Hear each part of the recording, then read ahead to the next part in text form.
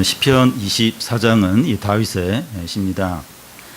이 시의 배경을 생각해 보면 이 하나님의 법궤, 언약궤라고 하는데 엘리 대제사장 때 블레셋과 전쟁을 하면서 블레셋에 빼앗기게 됩니다. 그랬다가 다시 이제 이스라엘로 돌아오게 되는데 이 언약궤가 돌아오는 과정에서 사람들이 이제 언약궤를 들여다 봄으로 인해서 하나님이 70명을 쳐서 죽게 하십니다. 언약궤는 기럇 여아림에 20년 동안 이제 머물게 됩니다. 다윗이 이스라엘의 왕이 된 후에 이제 언약궤를 이제 다윗성으로 이제 옮겨오게 되는데, 그래서 기럇 여아림에 있는 언약궤를 수레에 실어서 이제 옮기게 되는데, 옮기는 도중에 소가 이렇게 뛰는 바람에 이 언약궤가 이제 땅으로 쏟아지려고 하자 우사가 딱 그 언약궤를 이렇게 잡게 됩니다. 하나님은 그 우사를 쳐서 이제 죽게 하십니다. 다윗은 이제 두려워하여 이 언약궤를 이제 다윗성으로 옮기지 못하고 오벳에돔의 집에 3개월을 머물게 했는데, 하나님이 그 집에 이제 복을 많이 주셨다는 것을 이제 다윗이 이제 듣게 됩니다. 그래서 다시 언약궤를 이제 다윗성으로 옮겨오게 되는데, 이번에는 그 율법에 따라서 이제 제사장들이 언약궤를 메고 이제 그 언약궤를 이제 옮기게 됩니다. 다윗은 이 언약궤를 다윗성으로 옮길 때 너무 이제 기뻐하면서 그 언약궤 앞에서 춤을 춰요. 너무 즐거워 춤을 추면서 이제 노래를 하는데, 그 노래가 바로 오늘 시편 24장으로 여겨집니다. 문들아 머리를 들지어다 영광의 왕이 들어가신다. 우리가 방금 살펴보니 이 시편을 이제 노래를 이제 한 것으로 보입니다. 시편 24장은 크게 이제 두 부분으로 나눌 수 있는데, 이 한 부분은 온 세상 만물을 창조하신 하나님을 찬양하기에 합당한 그런 자격을 가진 자가 누구냐 하는 것이고, 다른 하나는 이 언약궤가 들어올 때 영광의 하나님을 이제 찬양하는 그런 내용입니다. 먼저 온 세상 만물을 창조하신 여호와 하나님을 찬양하는 겁니다. 1절, 2절을 우리 같이 한번 읽어보겠습니다. 땅과 거기에 충만한 것과 세계와 그 가운데 사는 자들은 다 여호와의 것이로다. 여호와께서 그 터를 바다 위에 세우시며 강들 위에 건설하셨도다. 땅과 거기에 충만한 것이라고 하는데, 이 세상에는 이 땅만 있는 것이 아니라 땅 위에 온갖 식물들, 또 뭐 나무들, 채소들, 또 새들, 짐승들, 온갖 것들이 이 땅 위에 충만하게 있습니다. 하나님께서 이 땅뿐만 아니라 땅 위에 있는 수많은 것들을 창조를 하셨습니다. 여기 또 세계와 그 가운데 사는 자들이라고 하는데, 이 세계라고 하는 것은 세상의 수많은 민족들과 나라들을 가리킵니다. 많은 민족과 나라 가운데 수많은 사람들이 살고 있습니다. 우리도 이 많은 민족과 나라 가운데 이 대한민국이라는 나라에 속해서 살아가고 있습니다. 그런데 하나님께서 세계와 그 가운데 살고 있는 수많은 사람들을 창조하셨다는 겁니다. 이 사도행전에도 같은 이야기가 나오는데요.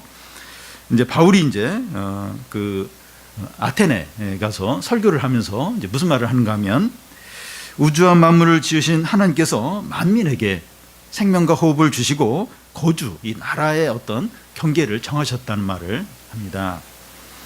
하나님께서 땅과 거기에 충만한 것과 세계와 그 가운데 사는 자들을 창조하셨기 때문에 그 1절 끝에 나오는 것처럼 모든 것이 여호와의 것이라는 겁니다. 세상 만물 중에서 이 하나님의 손길이 미치지 않은 거 하나도 없어요. 그렇기 때문에 이 하나님께서 모든 것에 참 주인이십니다. 우리 자신을 돌아볼 때 우리가 소유한 것들의 참 주인이 하나님이십니다. 우리가 태어날 때 이 알몸으로 세상에 왔고, 우리의 생명도 우리 것이 아니라 하나님이 주셨습니다. 우리가 지금 이 자리에 앉아 있는 것도, 지금 우리가 이렇게 예배를 지금 드리고 있는 것도 아침에 하나님 우리에게 생명과 호흡을 주셨어요. 그래서 지금 이제 이 자리에 앉아 있는 겁니다. 제가 다음 주 수요일 날 이렇게 설교하리라는 보장이 하나도 없어요. 하나님이 내일이라도 생명과 호흡을 안 주시면 더 이상 설 수 없는 겁니다. 그러니까 우리가 아마 대단한 것 같은데 굉장히 약한 자예요. 어느 날 이렇게 문이 일어나는 거예요. 그러면 이제 더 이상 아무것도 할 수가 없는 겁니다. 우리가 지금 소유한 것 중에서 그 영원히 내 것이라고 주장할 수 있는 것이 있습니까? 이건 영원히 내 거다. 내 거다. 우리 자녀들 내 겁니까? 부모님들 입장에서 내 거예요? 아니죠. 지금 입고 있는 옷도 내 옷입니까? 영원히 내 겁니까? 그 내 거라고 주장할 수 있는 게 아무것도 없습니다. 그런데 사람들은 이 자신의 모든 것에 이 참 주인이 하나님이시라는 것을 인정하지 않습니다. 하나님을 인정하지 않고 자기 자신을 신으로 여깁니다. 그러니까 이렇게 사람들이 한번 보시죠. 사람들이 이 하나님이 나의 모든 것의 주인이다. 이렇게 인정을 안 해요.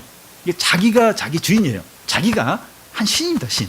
자기가 모든 걸 이렇게 판단하고 결정하고 자기가 가진 모든 건 자기 거라고 다 생각을 합니다.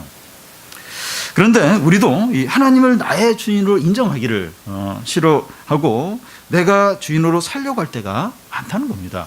그러니까 하나님이 있는 우리도 하나님이 나의 참 주인이다 이걸 인정하기를 싫어하고 내가 마치 주인인 것처럼 이렇게 그렇게 판단하고 이렇게 행동할 때가 얼마나 많은지 모릅니다. 그러니까 이렇게 하루 중에서도 이렇게 뭔가 이렇게 내가 하고 싶은 게 있어요. 하고 싶은 게 있고. 근데 하나님 뜻이 아니에요. 이게 분명히 말씀하고 걸려요. 그런데 그냥 해버릴 때가 얼마나 많은지 모릅니다. 그러니까 내가 주인이라고 생각을 대부분 하는 거예요. 대부분. 많은 경우. 그럴 때가 너무나도 많습니다. 하나님은 하늘을 보좌로 삼고 땅을 발등상으로 삼으시면서 온 세계를 다스리는 분이고 우리는 머리카락 하나 검게 할 수 없는 연약한 자다 이런 걸 잊고 살 때가 얼마나 많은지 모른다는 겁니다. 지금 우리가 사는 것도 은혜이고 우리가 지금 소유하고 있는 것들도 은혜입니다. 부족한 것이 있고 또 한두 가지 어려움이 있지만 그래도 이 모든 것이 은혜입니다. 우린 지금 뭘로 힘들어요. 정말 불평을 합니다. 근데 많은 것들을 지금 누리고 있어요. 근데 한두 개가 지금 마음에 안 드는 거예요. 어려움이 있어요. 그래서 막 엄청나게 불평하고 힘들어하고 하는데 그런 어려움이 있다 할지라도 훨씬 더 중요한 많은 것들은 지금 내가 누리고 있어요. 그래서 은혜라는 거예요. 은혜. 지금 현재도 은혜고 어려움이 있어도 다 이 하나님의 이제 은혜라는 겁니다. 우리가 어떻게 하는 것이 합당합니까? 하나님의 주권을 인정하고 감사하고 찬양하고 순종하는 겁니다. 우리가 하나님을 아무리 많이 생각하고 내가 하나님 너무 많이 생각하는데 괜찮아요. 아무리 많이 생각하고 또 사랑하고 나 하나님 너무 많이 사랑하는 거 아니야? 그렇게 그 정도로 사랑하고 또 찬양한다고 해서 지나치지 않습니다. 우리는 아무리 하나님을 생각하고 찬양하고 그렇게 한다 할지라도 더 많은 시간은 내중심적으로 생각할 때가 얼마나 많은지 몰라요. 아무리 하나님을 찬양하고 많이 생각하고 아무리 많이 순종을 해도 지나치지 않다는 겁니다. 우리가 원래 그렇게 해요. 그렇게 해야 돼요. 그런데 그렇게 하지 못할 때가 훨씬 더 많다는 겁니다. 그런데 사람들이 하나님의 주권을 인정하고 찬양하지도 않고 제 가운데 더욱 살 때 하나님께서 어떻게 하십니까? 2절을 보면 여호와께서 그 터를 바다에 세우시며 강들 위에 건설하셨도다. 여호와께서 그 터를 바다 위에 세우시고 강들 위에 이제 건설하셨다고 하는 것은 하나님께서 이 땅을 만드실 때 물 위에서 이렇게 하신 것을 말합니다.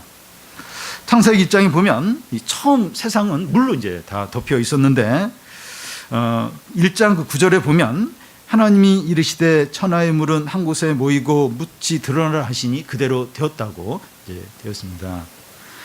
물로 덮여 있던 땅이 드러나는 것이 창조인데 이게 뭘 이제 보여주는가 하면 땅이 다시 물로 덮일 수 있다는 겁니다.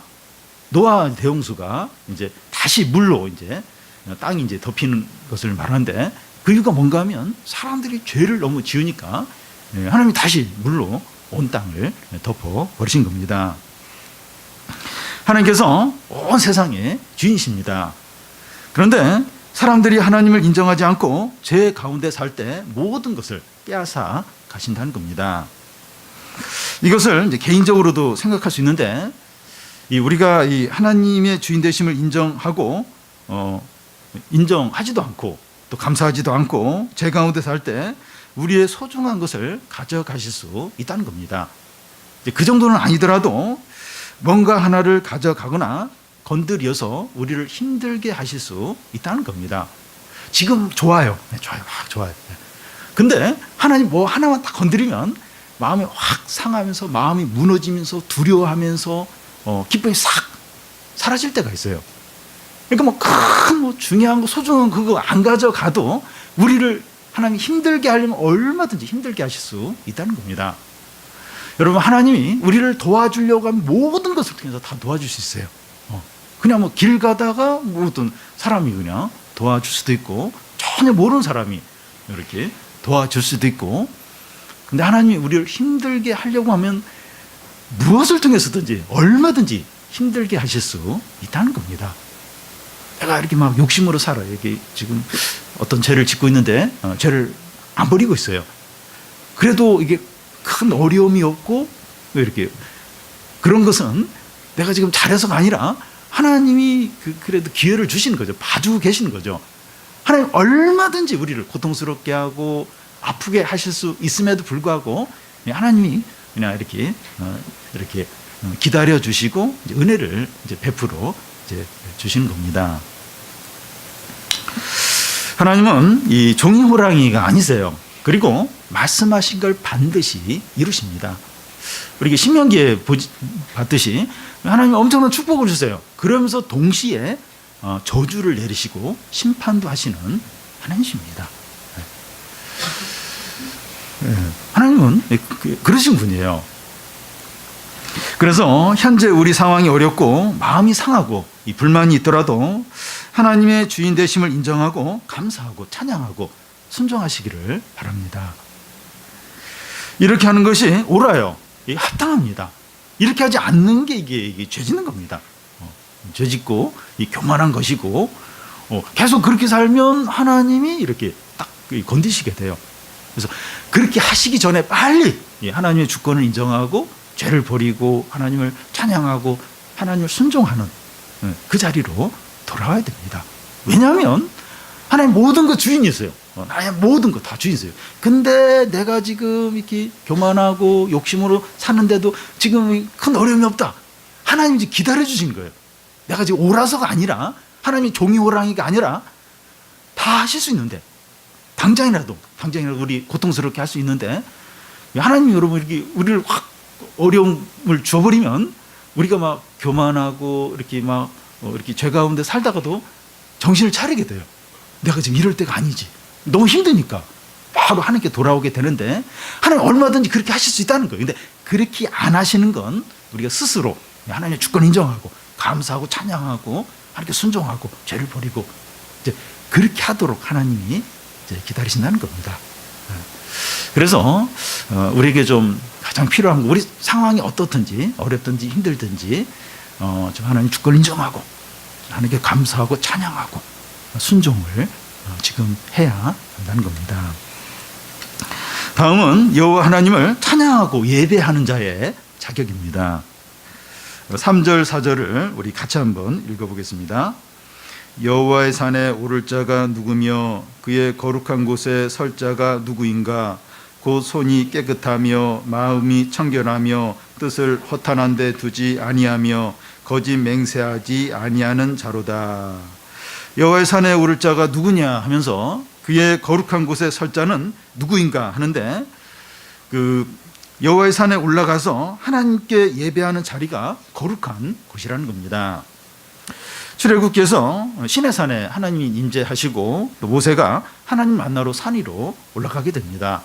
그때 하나님께서 모세 외에는 사람이든지 짐승이든 절대 산에 올라오지 말라고, 올라오면 즉사한다고 그렇게 못 올라오게 했습니다. 이 청와대에서 이 대통령과 함께 하는 만찬이 이제 종종 열리는데 그 만찬에 이제 참여하려면 원한다고 해서 이렇게 참석할 수 있는 것이 아니라 자격이 돼야 됩니다. 만찬에 참석하고 나온 사람은 자기가 청와대에서 대통령 만났다고 막 이야기를 할 거야. 아, 내가 지난주에 어디 갔다 왔는지 알아? 청와대 갔다 왔거든. 이러면서 내가 대통령하고 악수를 했어. 이러면서 묻지도 않았는데 막 얘기하면서 자랑을 할 겁니다. 하물며 지극히 높으신 거룩한 하나님을 찬양하고 예배하는 자리에 참석한다는 것은 너무나도 영광스럽고 복된 일입니다. 우리가 하나님을 찬양하고 예배하는 자리에 있다는 것이 얼마나 영광되고 복되고 감사한 일인지 모릅니다. 청와대 가서 이 대통령을 만나는 것보다 훨씬 더 영광스러운 겁니다. 우리가 이렇게 하나님께 찬양하고 예배하기 위해서 이렇게 그런 자리에 함께 모였다. 함께 모여서 지금 하나님을 찬양한다. 이것만큼 큰 특권과 영광과 축복이 없다는 거예요. 이 대통령 만나고 나서도 그걸 굉장히 영광스럽게 자랑스럽게 여기는데 대통령보다 훨씬 크신 분을 이렇게 만나고 예배했다는 것은 훨씬 더 영광되고 복된 일입니다. 왜냐하면 이 자격이 되어 참석할 수 있기 때문입니다. 세상에서도 높은 지에 있는 사람을 만나려 하면 자격이 있어야 돼요. 대기업 회장을 이렇게 만나러 갈래도 이 통과를 안 시켜줘요. 이 자격이 안 된다는 거예요. 뭐 국회의원이 된다든지 뭔가 이렇게 좀 뭐가 자격이 되던데 당신은 그런 자격이 없기 때문에 안 된다고. 세상에서도 이렇게 높은 사람 만날 때 그 자격을 따져요. 그래서 만나기가 어렵다는 겁니다. 그런데 지극히 높으신 하나님을 만나려면 더더욱 자격이 있어요. 자격이. 어떤 자격입니까? 4절을 보면 곧 손이 깨끗하며 마음이 청결하며 뜻을 허탄한 데 두지 아니하며 거짓 맹세하지 아니하는 자로다. 하나님을 예배할 수 있는 자들의 자격으로 뭐 이스라엘 백성이거나 유대인이거나 이런 것도 이야기하지 않고 또 믿음이 좋거나 또 신앙이 뜨겁거나 이런 이야기도 하지 않습니다. 도덕적인 것을 이야기합니다. 누가 여호와의 산에 올라가서 하나님께 예배할 수 있는가? 유대인 또 뭐 믿음이 좋은 사람 이렇게 이야기를 안 하고 도덕적인 것을 이제 이야기합니다. 이 네 가지를 말하는데 이 첫 번째는 손이 깨끗해야 한다는 겁니다. 이것은 정결한 어떤 행함, 어떤 거룩한 어떤 행동, 삶을 가리킵니다. 불이나 속임이나 성적인 죄가 없어야 한다는 겁니다. 두 번째는 이 마음이 정결해야 한다는 겁니다. 마음에 두 마음을 품지 않고 욕심이나 거짓을 품지 않는 것을 가리킵니다. 이 세 번째는 뜻을 허탄한 데 두지 않는 것을 이제 두지 않아야 이제 한다는 겁니다. 여기 허탄한 데라고 하는 것은 우상을 가리킵니다. 요즘 이제 비트코인 이게 이제 핫 이슈인데 저도 들은 얘기인데 어떤 사람이 4천만 원을 가지고 투자를 해서 90억 원을 이제 벌었다는 겁니다. 이런 소문이 이제 많이 나니까 우리 교인들이 이제 많이 가는 그 커피점이 있는데 그 값도 싸고 커피 맛이 좋았어요. 근데 그 사장이 비트코인에 이제 그 매진하겠다고 그 가게를 이제 그만두기도 했습니다. 그 커피점을 이제 내놨는데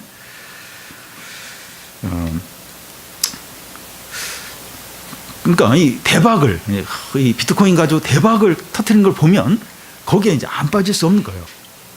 이렇게 지금 살기가 어렵고 사업도 안 되고 직장도 어떻게 될지 모르는데 이게 거기 투자하면 뭐 대박을 터뜨렸다는 소문들이 이제 많이 들리니까 거기에 이제 빠지게 되는 겁니다. 이것이 이제 우상이죠. 이것이 이제 우상숭배입니다. 근데 이 비트코인으로 90억을 벌었다 그러면 누군가는 이제 90억을 잃어버린 겁니다. 그런 걸로 봐야 돼요. 그래도 이제 대박의 이런 소식을 들으면, 소문을 들으면 거기에 이제 빠지게 되죠. 무엇이든지 그 마음을 다 빼앗기고 최우선순위에 이렇게 두는 것이 우상들입니다. 마음을 허탄한 데 두지 않아야 된다는 거예요. 여호와께 예배하는 자들은 마음을 허탄한데 그런 것들에 이렇게 두지 않아야 이제 하는 겁니다. 네 번째는 이 거짓 맹세를 하지 않아야 한다는 겁니다. 마태복음에서도 이 맹세하지 말라 하는 말씀을 살펴봤는데 이 맹세하는 것이나 약속하는 것이나 이 하는 말을 통해서 하나님의 이름이 욕되게 하지 않아야 된다는 겁니다. 하는 말에 진실함이 있어야 한다는 겁니다. 우리가 이 네 가지를 살펴봤는데 이런 자들이 하나님을 찬양하고 예배할 수 있다는 겁니다.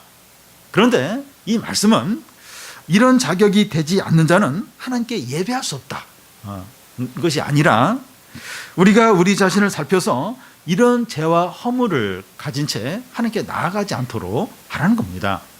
앞에 네 가지를 살펴봤는데 이게 손이 깨끗하고 마음이 청결하고 또 이 뜻을 허탄한 곳에 두지 않고 거짓 맹세하지 않고 이렇게 완벽해야 이제 그런 자만 이제 예배드릴 수 있다 이런 말이 아니라 하나님 앞에 나아갈 때 자신을 살펴보라는 거예요. 그래서 이런 어떤 죄와 허물이 있는가 살펴보고 이런 걸 버리라는 겁니다.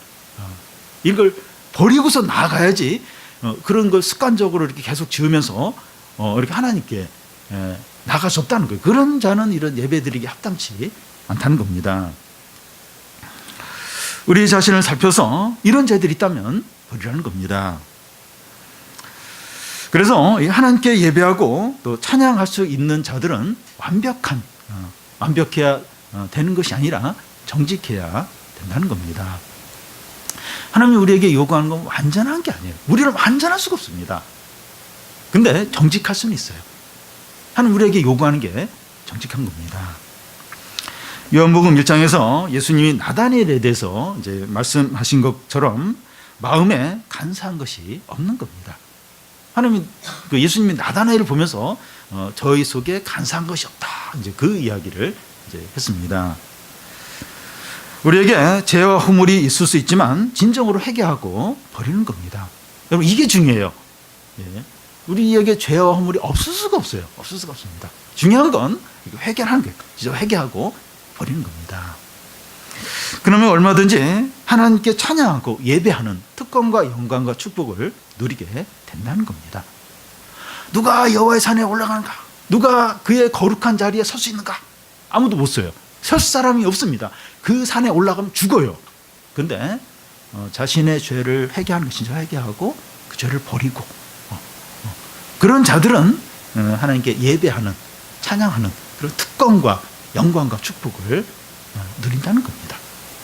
그래서 우리가 하나님께 나아갈 때 중요한 게 정직한 거예요. 정직한. 우리 안에 이 두 마음을 품지 않는 겁니다. 진정으로 회개하고 주님께 나아가면 그 영광된 자리, 그 축복을 누리게 된다는 겁니다. 다음은 이 하나님을 예배하는 자들이 진정으로 구해야 할 것이 뭔가 이제 하는 겁니다. 5절, 6절을 우리 같이 한번 읽어보겠습니다.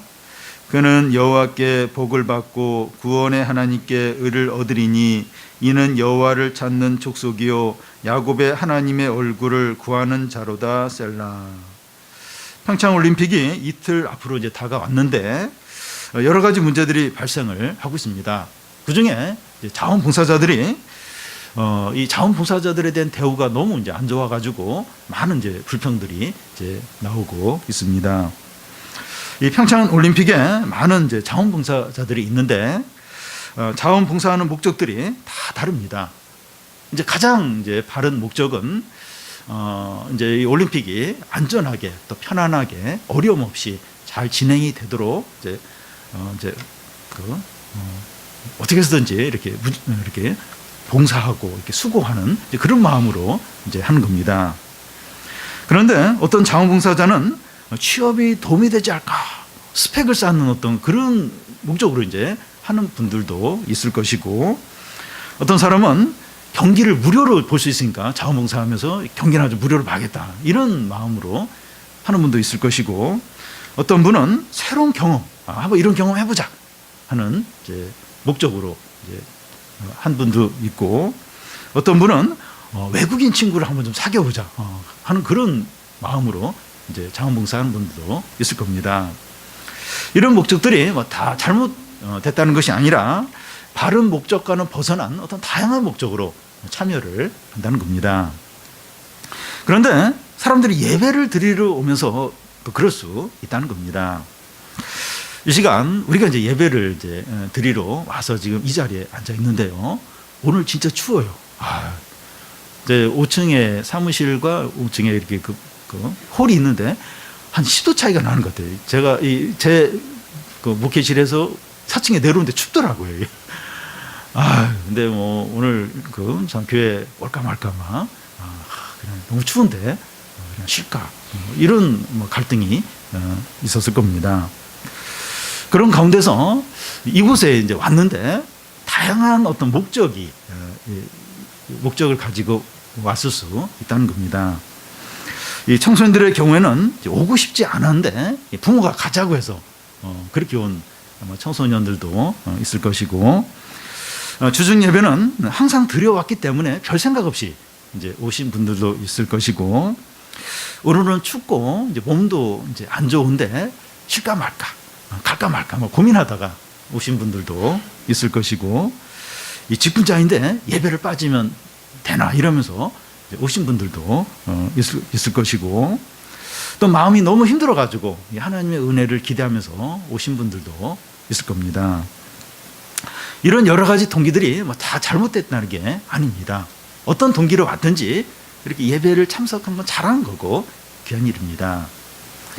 그런데 다윗은 그 예배를 드리는 자는 이 무엇을 진정으로 구해야 되는가 하는 것을 말씀하고 있습니다. 그러니까 예배를 드리는 자는 뭘 구해야 되는가 하는 것을 이제 말하는 겁니다. 6절에 보면 여호와를 찾아야 되고 하나님의 얼굴을 구해야 한다는 겁니다. 그러니까 예배를 드리면서 이렇게 구해야 될 게 뭔가, 이렇게 찾아야 될 게 뭔가, 하나님을 찾아야 되고 하나님의 얼굴을 구해야 한다는 겁니다. 우리가 다양한 동기로 예배를 나올 수 있지만 하나님을 찾고 하나님의 얼굴을 구해야 한다는 겁니다. 이 예배에서 하나님을 만나고 은혜를 받고 새로워져야 한다는 목적을 가져야 됩니다. 다양한 어떤 동기로 왔을 수 있어요. 근데 이 예배에서 하나님 만나야 돼. 은혜를 꼭 받아야 돼. 내가 새로워져야 돼. 내 마음이 지금 너무 이렇게 낙심하고 이렇게 힘들고 불평도 있고 그런데 내 마음이 새로워진다. 내 은혜를 받아야 된다. 이런 분명한 목적을 가져야 한다는 겁니다.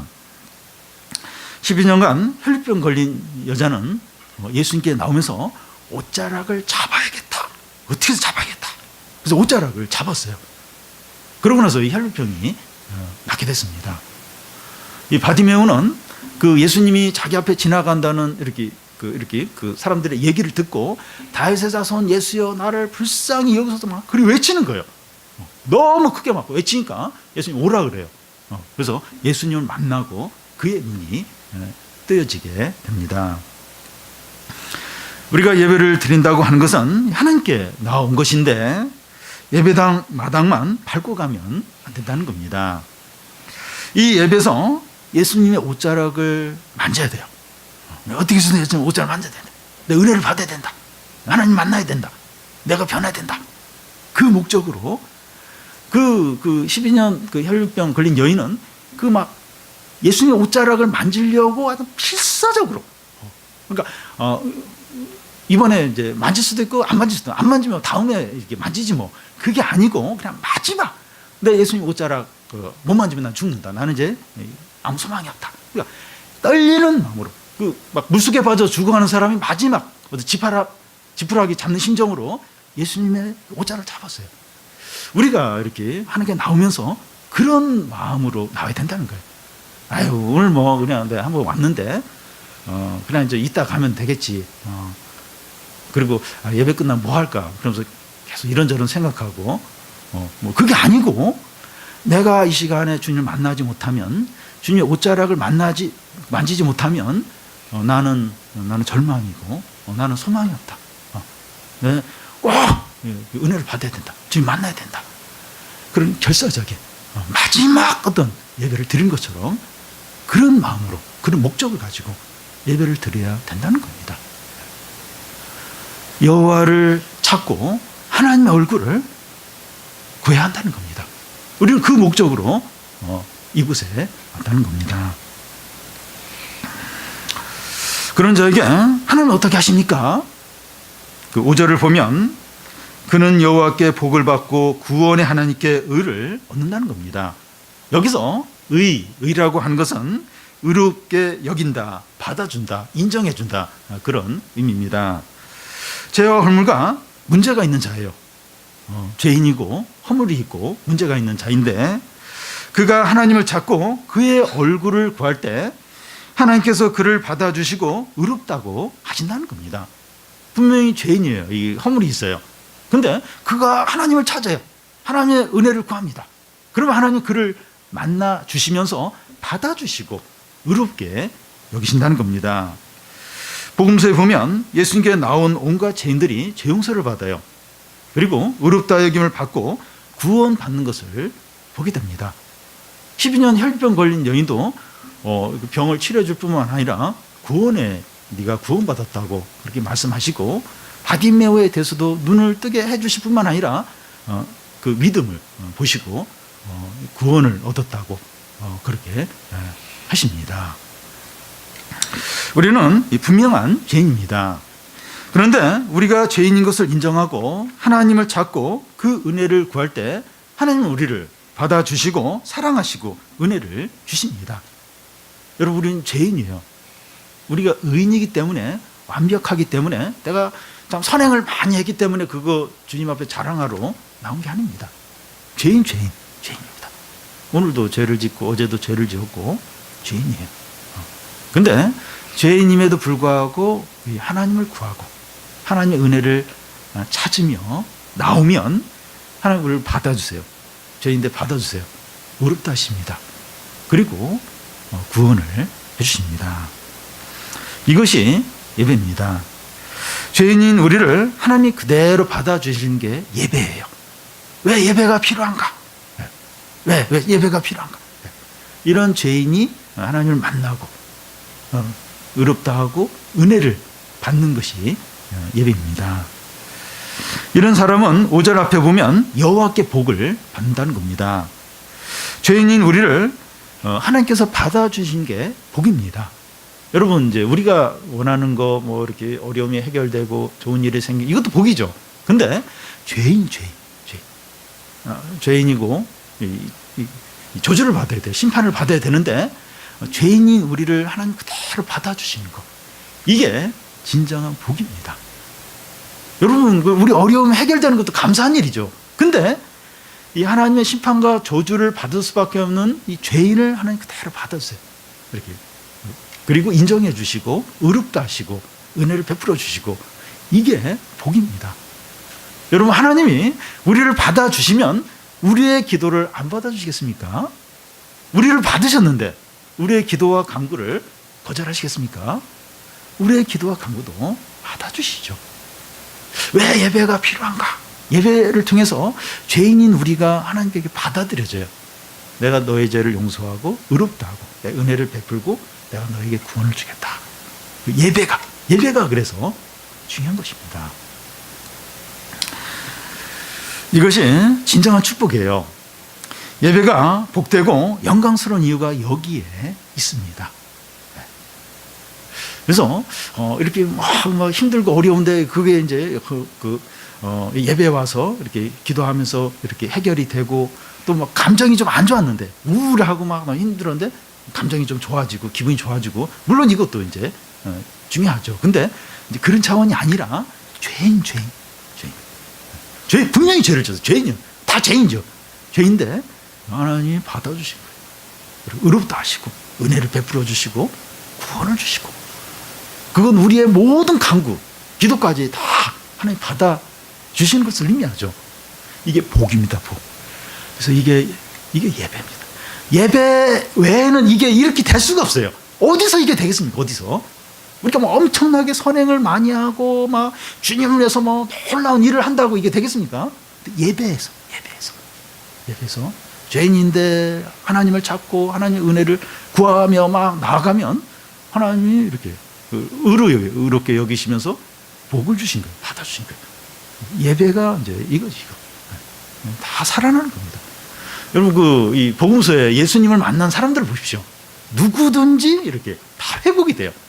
병도 치료가 되면서 내 믿음이 너를 구원하였느니라. 이제 돌아가라. 이렇게 죄도 용서해 주면서 그 영혼도 구원하고 그의 전 삶을 이렇게 회복시키는, 이게 예배죠, 예배. 예.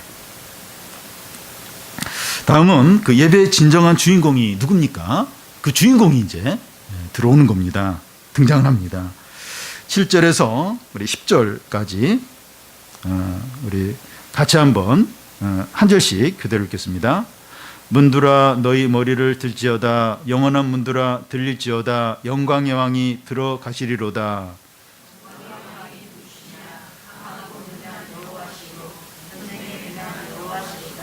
문들아 너희 머리를 들을지어다. 영원한 문들아 들릴지어다. 영광의 왕이 들어가시리로다.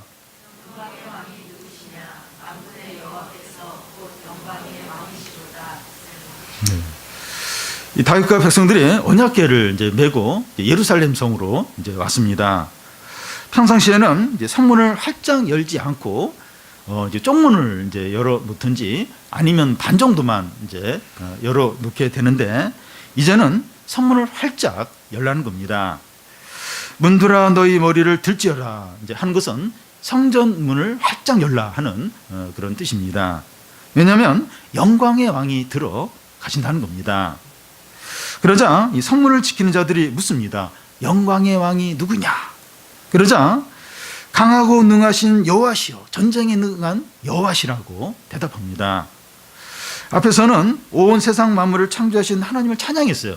1절, 2절에서 그런 하나님을 찬양했는데 여기서는 너무나도 강하고 능력이 많으신 여호와, 전쟁에서 전능하신 여호와를 찬양하고 있습니다. 언약궤를 메는 자들이 다시 문들아 머리들라 하면서 이 성문을 활짝 열라고 외칩니다. 그러자 성전 문지기들이 영광의 왕이 누구시냐 하고 또 이제 묻자 만군의 여호와 곧 영광의 왕이시라고 대답합니다. 여기 만군의 여호와는 전쟁에 전능한, 전쟁에는 절대 지지 않는 그런 전능한 여호와를 의미합니다. 지극히 강하고 능력이 많으시고 전쟁에 전능하신 만군의 여호와 곧 영광의 왕께서 들어가시니까 모든 문을 열라는 겁니다. 성문도 열고 모든 곳의 문도 열고 교회 문도 열고 마음의 문도 열라는 거예요. 강하고 능하신 만군의 여호와 곧 영광의 왕이 임하시니까 예배의 문도 활짝 열라는 겁니다. 모든 문을, 이 영광의 왕이 들어가시니까 모든 문을 다 열라는 겁니다. 예배의 주인공은 강하고 능하신 만군의 여호와 곧 영광의 왕이십니다. 목사가 아니에요. 교인들이 아니라 강하고 능하신 이 만군의 여호와 영광의 왕이 예배의 주인공입니다. 우리는 이분께 예배하고 찬양하고 감사하고 순종을 하는 겁니다. 우리는 다른 목적으로 예배를 드리면 안 돼요.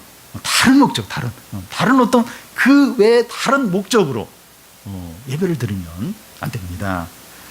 강하고 능하신 만군의 여호와를 찾고 영광의 왕의 얼굴을 구해야 됩니다. 우리가 예배를 드리는 목적은 단 하나예요. 단 하나.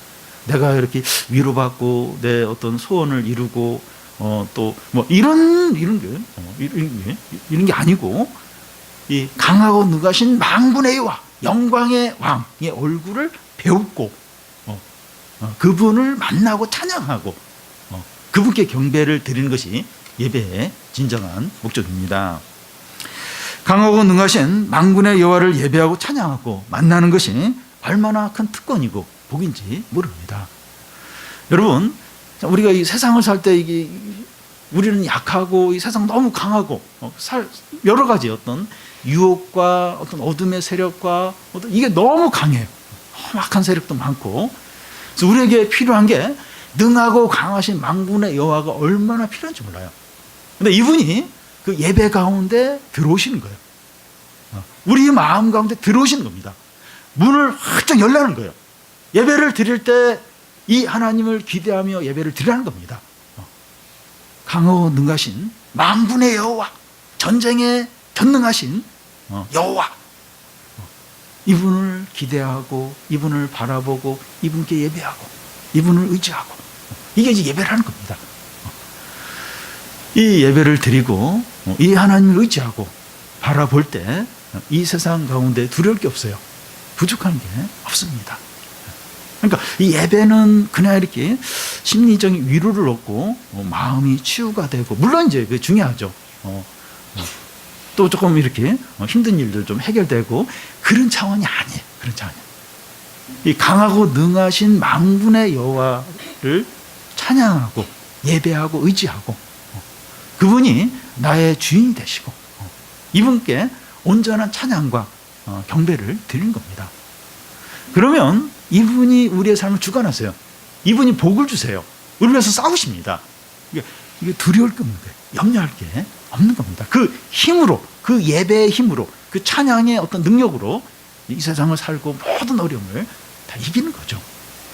그래서 우리가 드리는 이 예배가 얼마나 복되고 영광되고 얼마나 큰 특권인지 모릅니다. 여러분, 우리는 자격이 안 돼요. 우리가 이게 청와대나 어디 갈래도 이게 안 돼요. 당신 왜 왔냐고. 안 됩니다. 장관을 만나려고 해도 시간 없다고. 안 된다 그래요.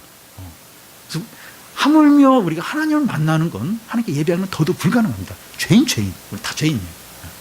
근데 우리가 이렇게 하나님께 나갈 수 있는 거예요.